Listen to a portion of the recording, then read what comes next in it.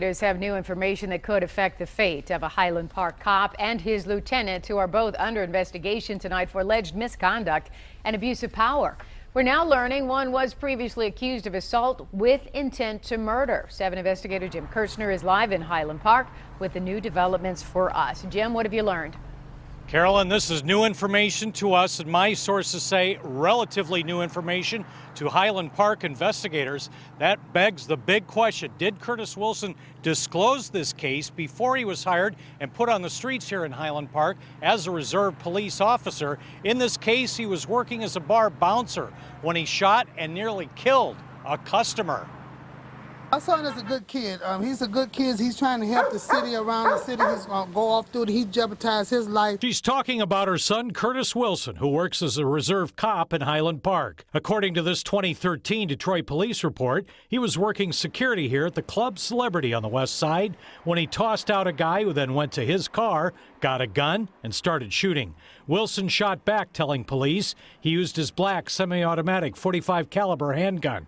Sitting in a car nearby is this man, Cornelius Gordon, hit in the back with 2 shots. He was in critical condition at Sinai Grace Hospital. Wilson and the other gunman, DeAndre White, were both arrested, and a warrant request was made for AWIM, assault with intent to murder. The prosecutor did not issue the charges pending further investigation. We are told today Detroit police were unable to complete the case because witnesses at the bar would not cooperate.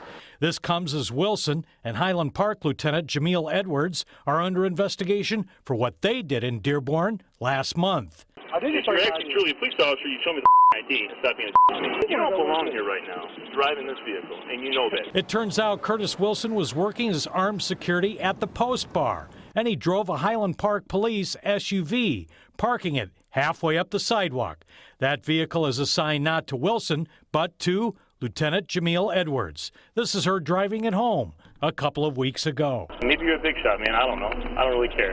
You're not supposed to have this car here right now. Lieutenant Edwards is also jammed up in the Dearborn case. Wilson called her, and she drove over to try to talk their way out of it all. When I say hello, you are very rude. So the conversation's over. Have a nice night. I'm saying that. We tried to talk with Wilson today about both incidents. His mother took our number for him to call. His life is important, too. Okay. So just as well as that, he out here taking a chance. He could be killed and dead all the day. He's a good kid. He's never been in no trouble.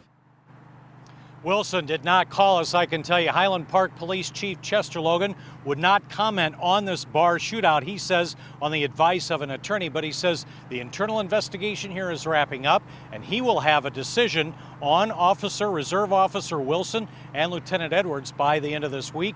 We will bring that to you when it happens. Live in Highland Park, Jim Kirchner, 7 Action News. All right, Jim, thank you for the report.